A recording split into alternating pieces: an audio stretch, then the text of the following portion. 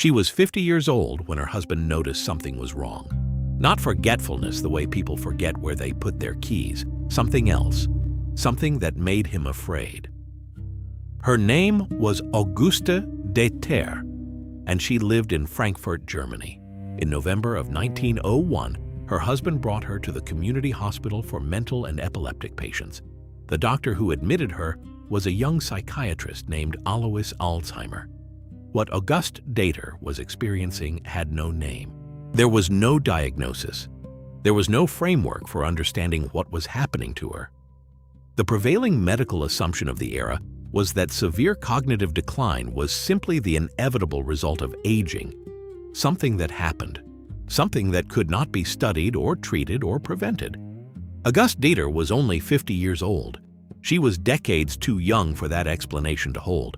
Alzheimer was captivated. He began documenting everything. He recorded her words in careful detail. When he asked her where she was, she answered, "Here and everywhere, here and now." When he asked if she was married, she could not consistently answer. She suffered from severe memory loss, sudden emotional swings, paranoia, language difficulties, and a profound disorientation that was progressing rapidly.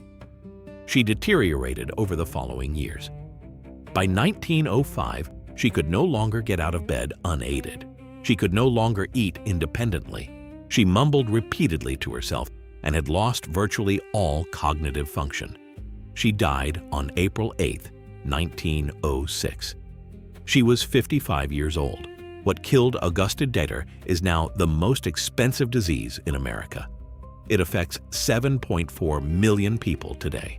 And the question that her case opened in 1901, what is actually happening inside the brain and can it be stopped, is still being answered more than a century later.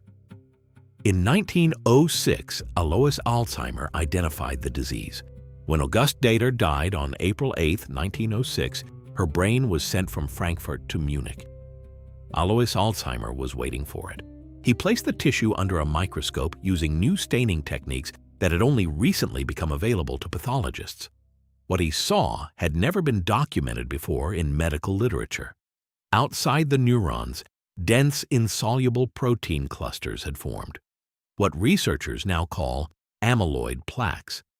Inside the neurons, twisted thread-like structures had accumulated, what researchers now call neurofibrillary tangles composed of tau protein.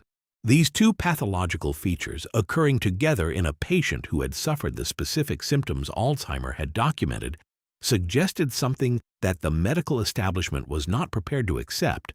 This was not normal aging. This was a disease, a specific, identifiable, physical disease of the brain. 3 days after Auguste Deter's brain arrived in Munich, Alzheimer presented his findings at the 37th Congress of Psychiatrists of Southern Germany in Tübingen.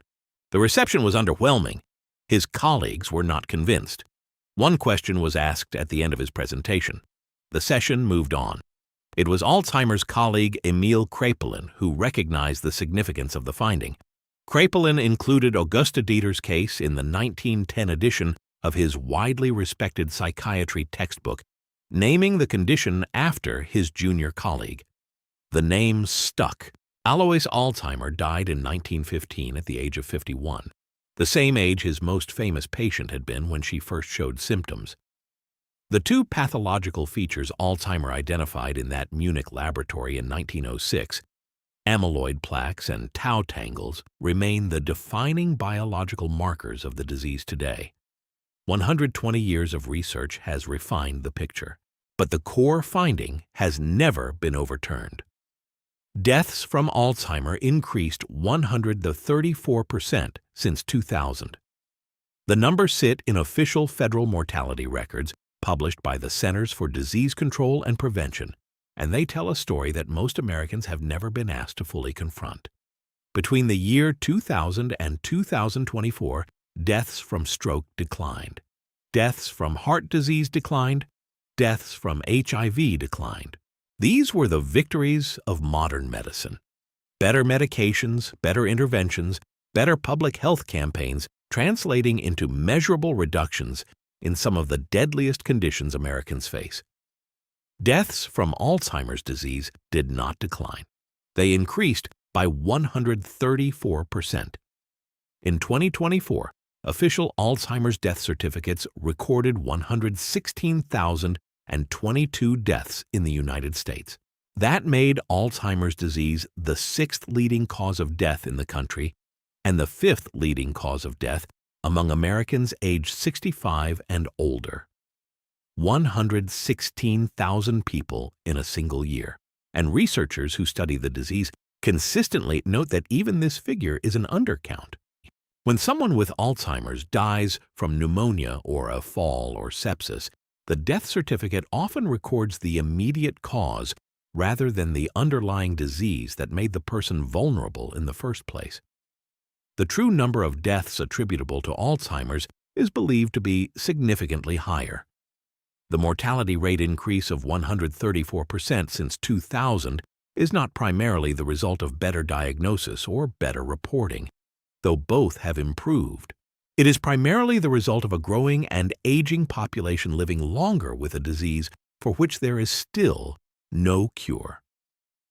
More Americans are reaching the ages at which Alzheimer's risk climbs steeply, and when they reach those ages, they are surviving other conditions long enough for Alzheimer's to become the thing that ultimately kills them.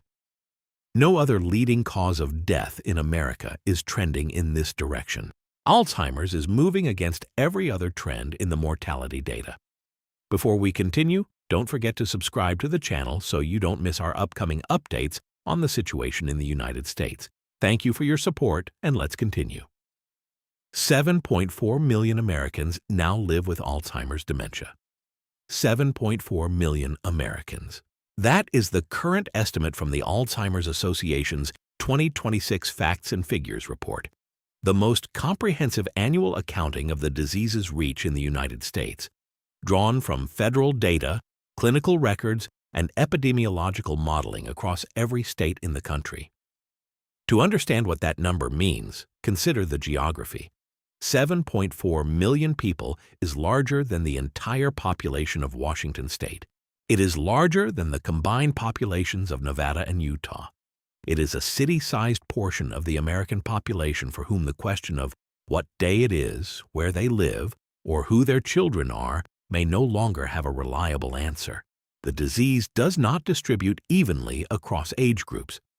Among Americans aged 65 to 74, the prevalence stands at 5%, affecting approximately 1.9 million people.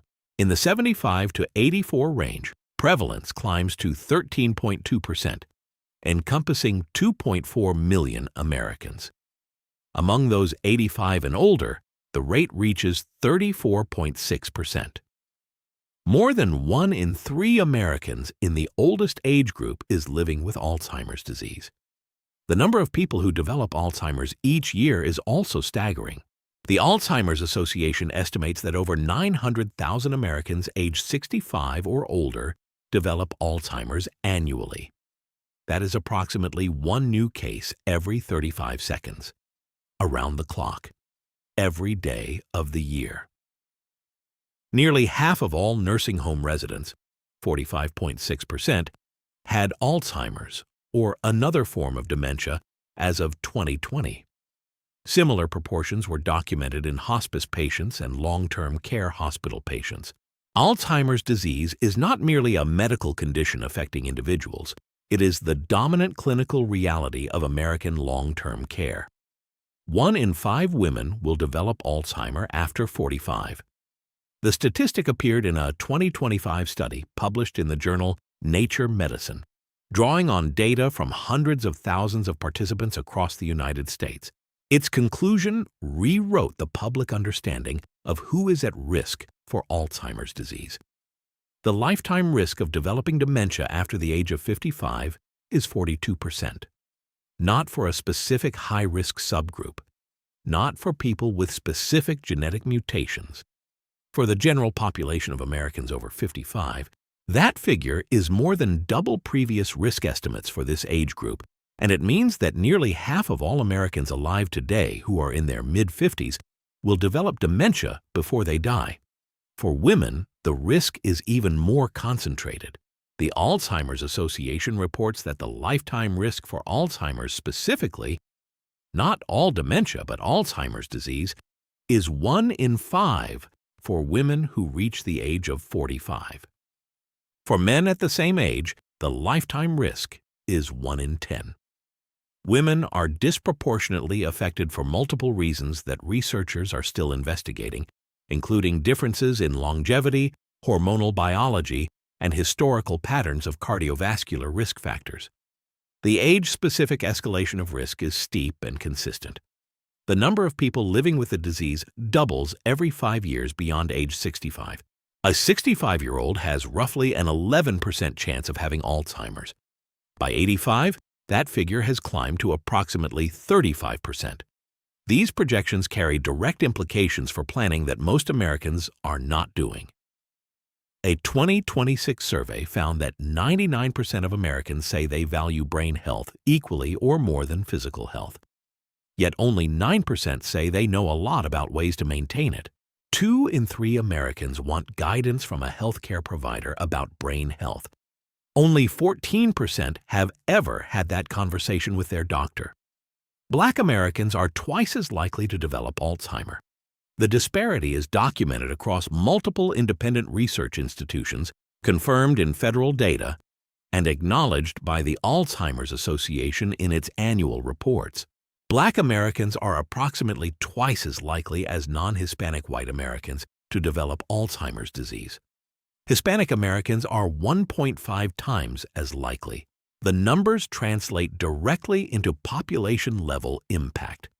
Among older Black Americans, approximately 19% have Alzheimer's disease compared to approximately 10% of older white Americans. Among older Hispanic Americans, the figure is approximately 14%. And researchers who study underdiagnosis in minority communities note that these figures likely understate the true burden. Because Black and Hispanic Americans are less likely to receive a timely diagnosis and more likely to present for initial evaluation with more advanced symptoms. By 2030, nearly 40% of all Americans living with Alzheimer's will be Black or Latino, according to projections from the advocacy organization U.S. Against Alzheimer's. The demographic shift in who bears the disease's burden is accelerating as the overall population ages. The drivers of these disparities are not primarily genetic. Research consistently points to structural and social determinants. Higher rates of cardiovascular risk factors, including hypertension, diabetes, and obesity in Black and Hispanic communities, conditions that are themselves associated with elevated dementia risk. Historical inequities in access to education and healthcare. Chronic stress linked to socioeconomic disadvantage. Neighborhood-level factors including access to green space, safe environments for physical activity, and social connection. 2/3 of Black Americans, 66%, told the Alzheimer's Association in surveys that they believe their race or ethnicity makes it harder to get quality care for Alzheimer's. Fewer than half felt confident that they had access to healthcare professionals who understood their racial or ethnic background and experiences. Those are not perceptions disconnected from reality. They are documented, consistent, and directly affecting health outcomes.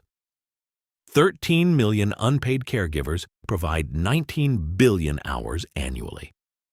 Behind the 7.4 million Americans living with Alzheimer's disease, there is another population that rarely appears in the headlines. Nearly 13 million family members, spouses, adult children, siblings, and friends are providing unpaid care to people with Alzheimer's or other dementias across the United States. In 2025, those 13 million caregivers provided more than 19 billion hours of care. The Alzheimer's Association calculated the economic value of those hours at $446 billion, making unpaid dementia caregiving one of the largest uncompensated labor forces in the American economy. The profile of who provides that care reveals the concentration of burden. Women represent 58% of all dementia caregivers. 42% of caregivers have household incomes of $50,000 or less. Dementia caregivers provide an average of 49.7 hours of care per week, the equivalent of a full-time job plus overtime. They are more than twice as likely as non-caregivers to provide 40 or more hours of care per week. The toll is measured in health outcomes, not just hours. Alzheimer's caregivers experience higher rates of stress than caregivers for any other condition. They face elevated risk of cardiovascular disease, diabetes, obesity, cancer, and depression. Research has found that Alzheimer's family caregivers make twice as many personal emergency room visits and 3 times as many physician office visits as age-matched non-caregivers over an 18-month period. 22% of dementia caregivers are forced to leave their jobs. Others reduce their hours, decline promotions, or absorb ongoing financial losses that compound over the years-long duration of the caregiving role. The average caregiving period spans 5 to 10 years, from initial symptoms through institutionalization or death. By 2031, a shortage of 1 million paid workers in the dementia care workforce is projected. The gap will be filled, as it has always been filled, by family members who had no plan to become caregivers and no preparation for what that would require. Health costs will reach $409 billion in 2026. The financial reckoning for Alzheimer's disease in America has already arrived.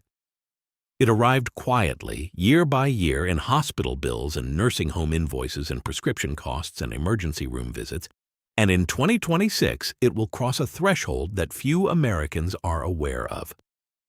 According to the Alzheimer's Association's 2026 Facts and Figures report, total health and long-term care costs for people living with Alzheimer's and other dementias in the United States are projected to reach $409 billion in 2026. That figure does not include the value of unpaid caregiving, the $446 billion in uncompensated labor provided by family members. It represents only the formal costs paid to hospitals, physicians, nursing facilities, hospice providers, and home health agencies. Medicare and Medicaid together are expected to cover $263 billion of that $409 billion total, approximately 64%. Out-of-pocket spending by patients and families is projected at $103 billion. The federal programs designed to support elderly Americans are shouldering the majority of the financial burden for a disease that currently has no cure. The comparison to other conditions is instructive. Medicare costs for a person with Alzheimer's or another dementia are nearly 3 times higher than for Medicare beneficiaries without these conditions. Medicaid costs are 22 times higher. People living with Alzheimer's have twice as many hospital stays per year as other older people. The total lifetime cost of care for a single person living with dementia is estimated at $405,262 in 2024 dollars. 70% of that lifetime cost is borne not by insurance programs but by families, in the form of unpaid caregiving hours and direct out-of-pocket expenses. By 2050, without a cure or effective prevention strategy, these costs are projected to approach $1 trillion annually. The Alzheimer's financial crisis is not coming. It is already here. The FDA approved the first Alzheimer blood test in 2025. On May 16, 2025, the United States Food and Drug Administration cleared the first blood test specifically designed to aid in diagnosing Alzheimer's disease. The test, developed by the diagnostic company Fujirebio and known as the Lumipulse G PTEU 217-SHU-V amyloid 1:42 plasma ratio, measures the ratio of 2 proteins in the bloodstream that have been linked to the development of Alzheimer's pathology in the brain. The FDA cleared it for use in patients 50 years of age and older who are exhibiting signs and symptoms of the disease. The clearance was described by FDA officials as an important step in making Alzheimer's diagnosis easier and potentially more accessible for patients earlier in the disease process. Previously, confirming Alzheimer's pathology in a living patient required either a PET brain scan, expensive, not widely available, and often not covered by insurance, or analysis of cerebrospinal fluid obtained through a lumbar puncture. A blood test changes that calculation fundamentally. The same year, a second blood-based test, the Alexis PT-AU181 plasma test, was cleared by the FDA as the first blood-based biomarker test designed specifically for use in primary care settings, allowing frontline physicians outside of specialty memory clinics to screen for Alzheimer's-related brain changes. These diagnostic advances arrived alongside an expanding treatment landscape. In July of 2023, the FDA granted full traditional approval to lecanemab, marketed as Leqembi, the first therapy proven to slow cognitive decline by removing amyloid plaques from the brain.